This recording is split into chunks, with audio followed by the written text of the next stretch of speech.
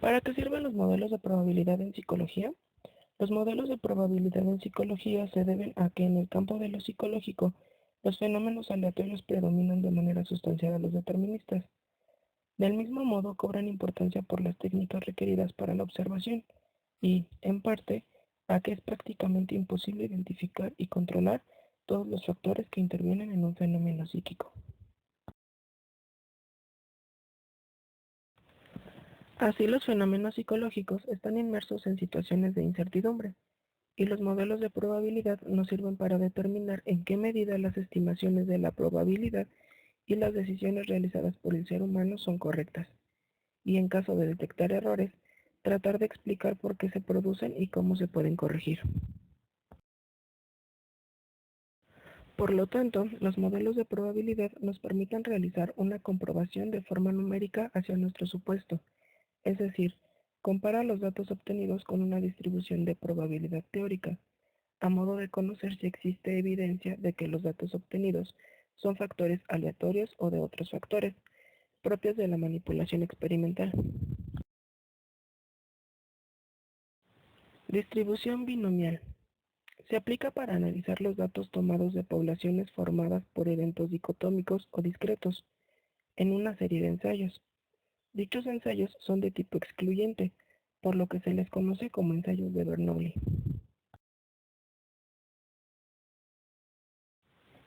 Las propiedades de esta distribución son: las observaciones posibles pueden obtenerse mediante dos métodos de muestreo distintos. Cada observación puede considerarse como seleccionada de una población infinita, sin reemplazo, o de una población finita con reemplazo. Cada observación puede clasificarse en una de dos categorías, excluyentes o exhaustivas, llamadas también éxito o fracaso. La probabilidad de que una observación se clasifique como éxito es constante de observación a observación. El resultado, éxito o fracaso, de cualquier observación es independiente del resultado de cualquier observación.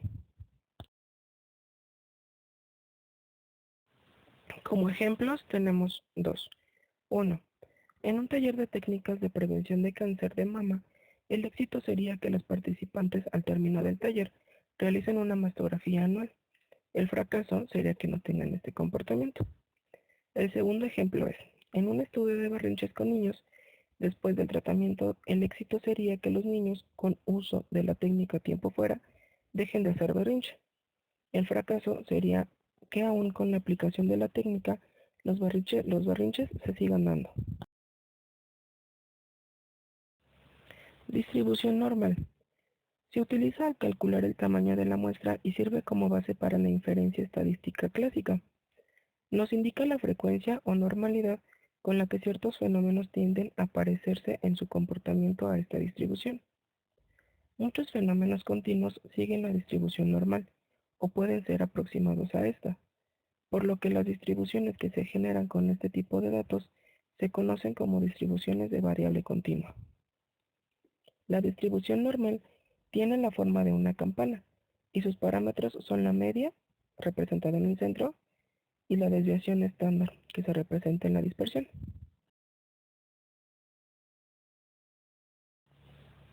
Sus características son: es simétrica respecto a la media. La media, mediana y moda son iguales. Al levantar perpendiculares a la derecha e izquierda de la media de la distribución, a una, dos o tres desviaciones estándar, las áreas comprendidas bajo la curva serán 1. 68.26%, 2. 95.46% y 3. 94.74%. Los ejemplos son: en un estudio de adaptación de infantes a la escuela, nos indicará cuántos de los alumnos han podido adaptarse al grupo en un lapso de 2 semanas, como media, y cuántos de ellos no, en la desviación estándar. El segundo ejemplo es: en un estudio de dispersión podemos conocer la distribución de sujetos con tendencia a autolesiones como una posible media, y los que no tienden a ella, posiblemente en la desviación estándar.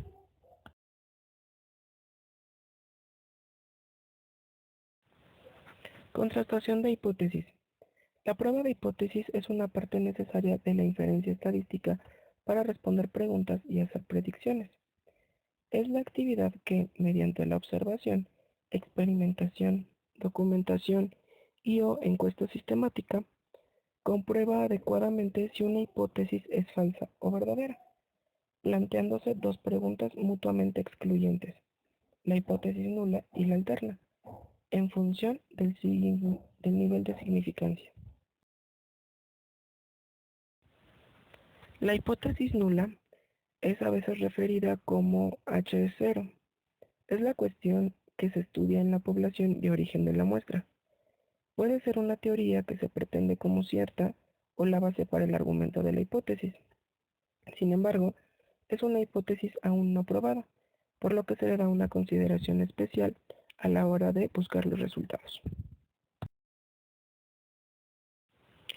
La hipótesis alterna es H1, representada así, es la inversa de la hipótesis nula, de igual modo en la población de origen de la muestra. Es la declaración que se acepta cuando se rechaza la hipótesis nula. El nivel de significancia establece el límite de la región de rechazo. Por tanto, la hipótesis nula en un estudio se rechaza cuando el valor de la probabilidad asociado a la prueba estadística utilizada para contrastar la hipótesis es inferior al alfa establecido por el investigador, de lo que podemos inferir que valores altos de la significancia observada constituyen evidencia a favor de la hipótesis nula. Los valores bajitos apoyan la hipótesis alterna.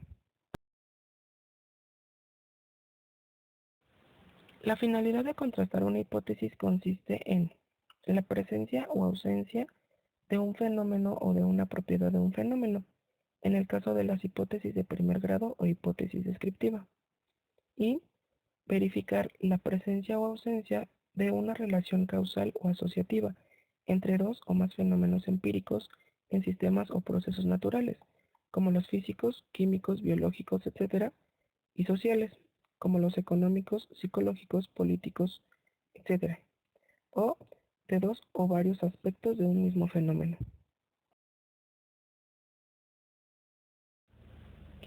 Es así que su finalidad general es la de denominar los procesos naturales y sociales para el aprovechamiento del hombre, el descubrimiento y la explicación de las relaciones causales o de asociación en los fenómenos, y por último, la coronación del trabajo científico. Tópico 4. Relación entre significancia y azar. La significancia es un valor estadístico que nos permite saber si una relación entre dos variables se debe al azar. Para que un resultado sea estadísticamente significativo, es necesario que rechace la hipótesis nula. En términos matemáticos, el valor obtenido de la diferencia de probabilidades debe ser mayor a la multiplicación del error estándar y a la zeta alfa menos 0.5. Para poder comprender esto de una mejor manera, pongamos un ejemplo. Si tenemos dos grupos, el primero conformado por 200 mujeres y el segundo por 180 hombres, y queremos saber si existe una relación entre las veces en que se muerden las uñas, es necesario hacer algunas mediciones. Después de que se realizan las mediciones durante un periodo de observación como de 30 minutos, se encuentran que las mujeres se muerden las uñas 16 veces y los hombres 20 veces. Con esto en mente, lo primero que debemos hacer es sacar la probabilidad de cada uno de los grupos. Nuestro primer grupo consta de 200 mujeres que se mordieron las uñas 16 veces. Por lo tanto, la primera operación es P1 igual a 16 sobre 200, que da un resultado de 0.08. El segundo grupo consta de 180 hombres que se mordieron las uñas 20 veces, por lo que la fórmula es 20 sobre 180, que da un resultado de 0.111. Otro valor que necesitamos aquí es la diferencia entre P1 y P2, la cual sería 0.08 menos 0.111, cuyo resultado es 0.031. Ahora bien, el error estándar se obtiene con un promedio de P1 y P2 y la magnitud de las dos muestras. El promedio se obtiene sumando los dos P1 y P2 entre 2, que sería 0.08 más 0.111 entre 2, dando un resultado de 0.191.